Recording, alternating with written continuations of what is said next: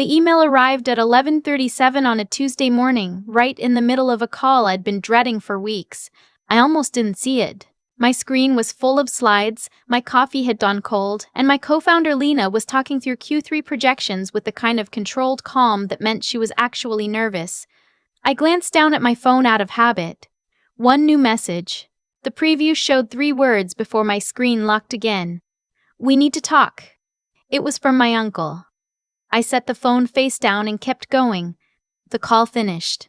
I poured the cold coffee into the sink, stood at the kitchen counter for a moment, and thought about the last time my uncle had texted me anything at all. It had been 2 years, maybe 3. Something about my grandmother's birthday dinner. A group message. Not a real conversation. Not something directed at me. I picked the phone back up. "Your cousin just told me he applied to your company. I think there's been some kind of misunderstanding. Call me." I read it twice. Then I went and sat down on the couch because my legs felt strange. Let me back up. I grew up in the kind of family where what you did for a living was the first thing people asked and the last thing they forgot. Not in a warm, interested way. In a scorekeeping way. My aunt, my dad's older sister, had married well, as she liked to say, and she never let anyone forget it. Her husband had worked in finance for 30 years. They had a house in Westchester with a pool they never used and a kitchen that had been renovated twice for no particular reason. They sent their son, my cousin Brandon, to a private school in Connecticut that cost more per year than my parents' mortgage. I loved my dad's side of the family the way you love something complicated. There were cousins I adored, aunts who brought food and asked real questions, uncles who told the same stories every Thanksgiving and laughed the hardest at their own punchlines. But there was always this current underneath everything, and my aunt was the source of it. Her name is Lorraine. She's the kind of woman who hugs you with one arm and evaluates you with both eyes. She asks how you're doing the same way a doctor asks you to rate your pain. Not because she wants to know, but because she needs the data. Growing up, I was the weird one. I was the kid who took apart the family computer at 12 to see what was inside, who spent summers teaching herself to code from library books, who got into the state science fair twice and won once and didn't have anyone from my dad's side show up either time. My mom was there, both years. My dad was there. That was enough. But I noticed. Brandon was 2 years older than me, athletic, easy to talk to in the way that people who've never had to try very hard tend to be. He wasn't mean. That's important to say. He wasn't mean. He just existed in a way that took up a lot of space, and my aunt made sure of it. Every family gathering had at least one moment where she steered the conversation toward whatever Brandon had most recently accomplished. A varsity letter. A summer internship. A girlfriend from a good family. When I was 17, I told my aunts I wanted to study computer science. She tilted her head and said, "That sounds very technical. Do you think that's realistic for you?" I was 17. I didn't have a good answer. I just said yes and looked at my dad, who gave me a small nod that meant, ignore her. And also, I'm proud of you, and also let's get more potato salad. I went to a state school on a partial scholarship and worked part-time at a campus IT help desk and graduated in 3.5 years because I wanted to save money on the last semester. Nobody in my aunt's circle thought much of my school. I know because she told me. Not cruelly, just factually, like a weather report. Brandon got into Fordham, she said at Christmas of my sophomore year, and they have such a strong business program there. Not that there's anything wrong with where you are. There wasn't anything wrong with where I was. I made good friends. I learned fast. I stayed up until 2 in the morning building things nobody asked me to build, just because I wanted to see if I could. That's what I was, someone who couldn't stop building things. After graduation, I worked at a startup for 2 years. Then I got recruited to another one, stayed 18 months, left when the founders ran out of runway. I did some contract work in between. I never stopped building on the side, a tool I'd made for myself to track freelance invoices, a small app for a friend's bakery. Nothing special, but I kept noticing that the invoicing tool worked better than anything I could find commercially for people like me. I kept tweaking it. Then I started showing it to other freelancers I knew, and they kept asking if they could use it too. That was 4 years ago. I didn't tell my aunt about any of it. I didn't make a big announcement. I incorporated quietly, brought Lena on as co-founder because she was smarter than me about the business side, and I knew it, and we just worked. We worked in my apartment and then in a co-working space in Brooklyn, and then in an actual office with actual employees, and then in a bigger office because we'd outgrown the first one. We called the company Fieldwork. It was software for independent contractors, invoicing, contracts, tax prep, all in one place, designed by someone who had actually lived that chaos and was tired of it. We weren't flashy. We didn't do a lot of press. We just made something people genuinely needed, and we made it well. By the time that email came from my uncle, Fieldwork had 22 employees. Brandon was one of the people who had applied for job number 23. The thing was, I shouldn't have even been in contact with most of my aunt's side of the family that month. The last time I'd seen any of them was at my grandmother's 80th birthday 6 months earlier, and that had gone the way those things usually go. Grandma was in good health, sharp as ever, small and fierce in the way of women who survived difficult things, and decided that surviving was enough reason to be cheerful. The party was at my aunt's house. I drove up with my parents, arrived to find the pool area strung with lights, and made my peace with the next several hours. My aunt found me within 4 minutes of arrival. She had that way of circulating a party like she was doing inventory. "You look tired," she said. "Are you sleeping?" "I'm great," I said. "You look wonderful, Aunt Lorraine." She did look wonderful. She always did. She was 61 and treated her appearance the way she treated everything, with focused, relentless effort. "Brandon just got a fantastic offer," she said. "Did your mother tell you?" "Senior account manager at a firm downtown. Very competitive salary. He's really come into his own." "That's great," I said. "I'm happy for him." "What are you doing these days? Still the computer stuff?" "Still the computer stuff. Still the computer stuff," I said. She smiled the way you smile at a child who insists they're going to be an astronaut. "Well, as long as you're happy." She touched my arm and moved on. I got a glass of wine and found my grandmother and sat with her for an hour, and that was the best part of the night. She asked me real questions. She wanted to know what I was building. I told her about Fieldwork, and she nodded slowly and said, "Your grandfather would have understood that. He always said the best businesses solve the problems the big companies ignore." I didn't cry. I was close. At some point in the evening, I ended up near the kitchen with 2 of my younger cousins, teenagers who wanted to know if I could help them with their school laptops, and Brandon came in to get a drink and we talked for a few minutes. He seemed fine, a little distracted. He asked what I was up to in a way that didn't quite reach his eyes, the way people ask when they're waiting for their turn to talk.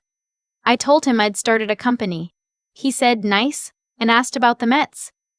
I talked about the Mets. It was fine. That was 6 months before the email. What my uncle hadn't told me in his text, what I pieced together over the next few days, was this: Brandon had lost the account manager job.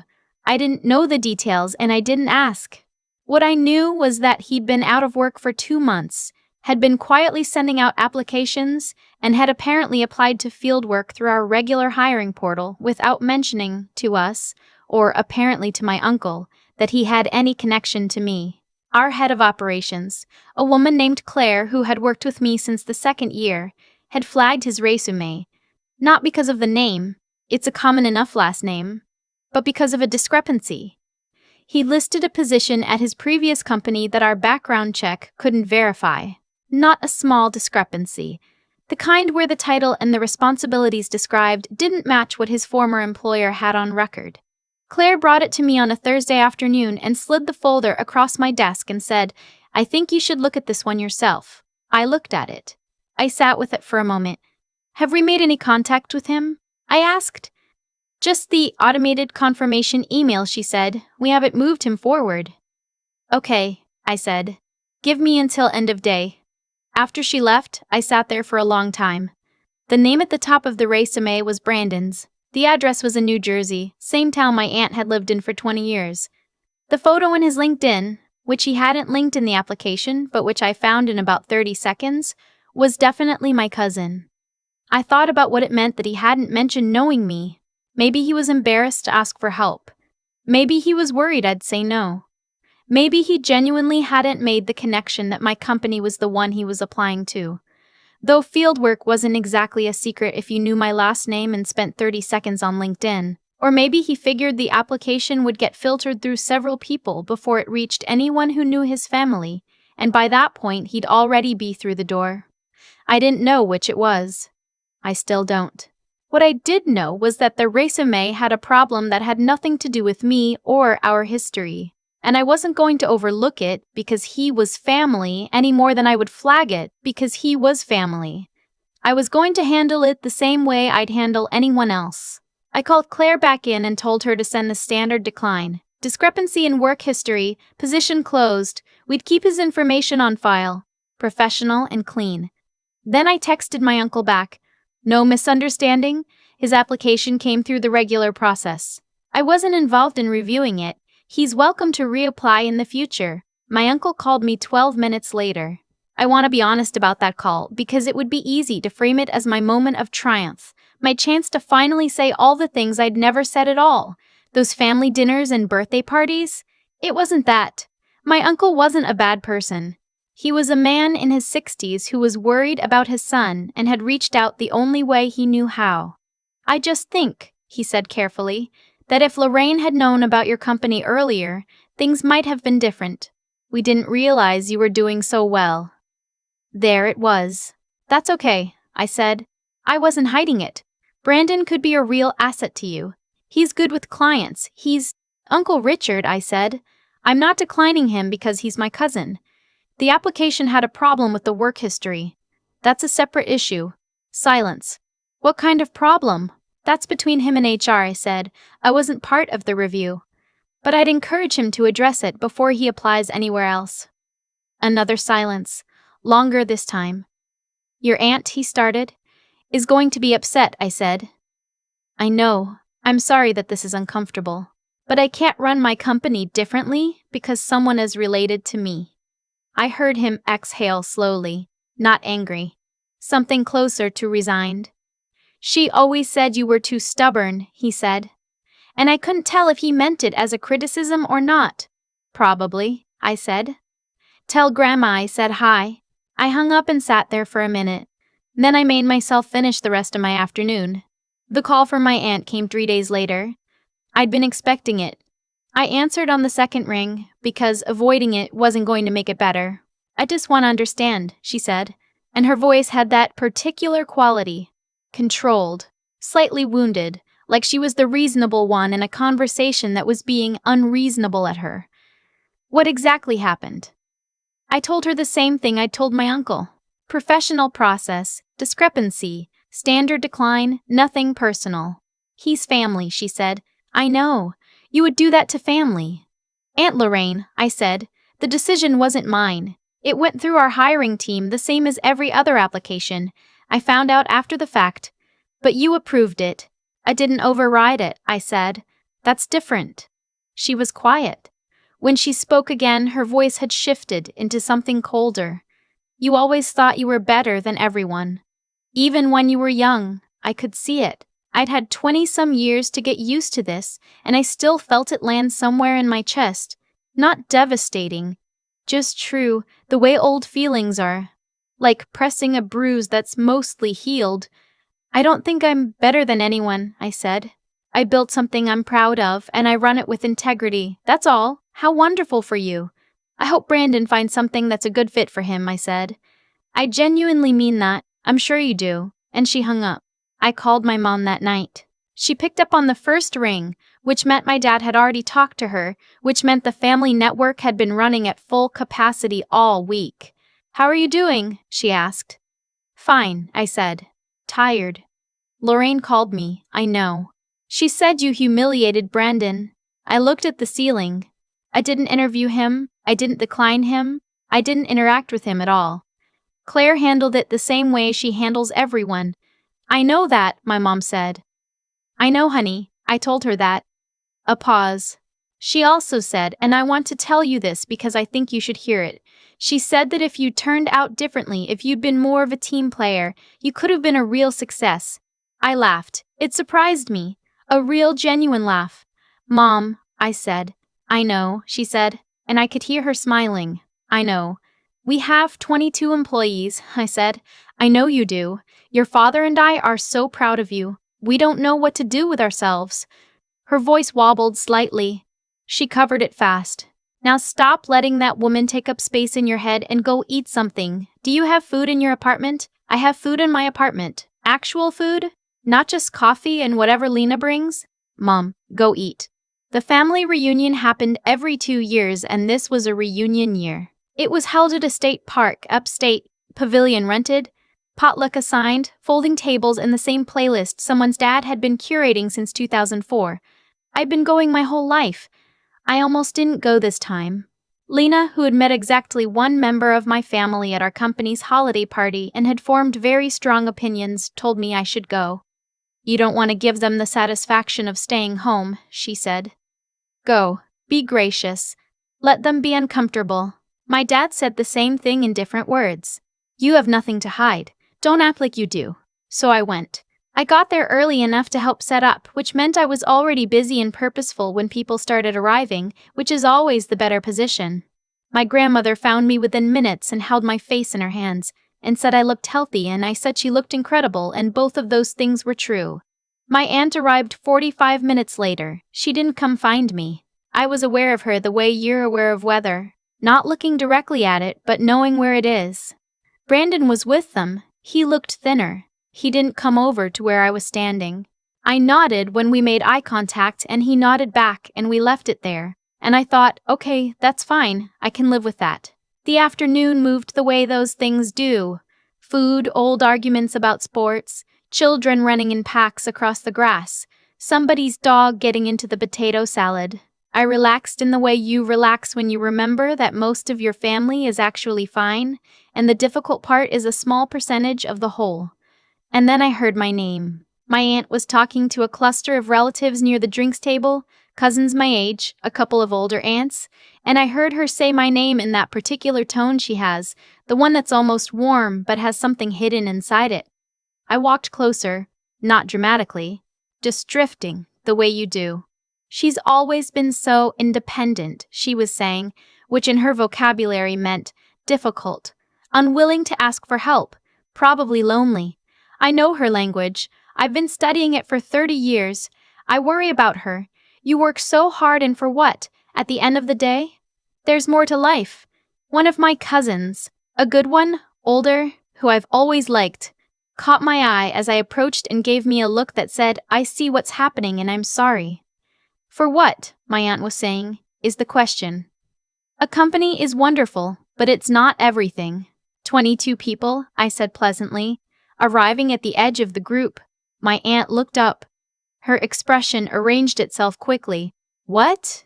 You said for what? I have 22 employees. That's 22 families. That's 22 families with health insurance and 401ks and paid leave. So that's what. I smiled. But you're right that it's not everything. That's why I'm here. Nobody said anything for a moment. My cousin with the good eyes looked like she wanted to applaud. My aunt smiled.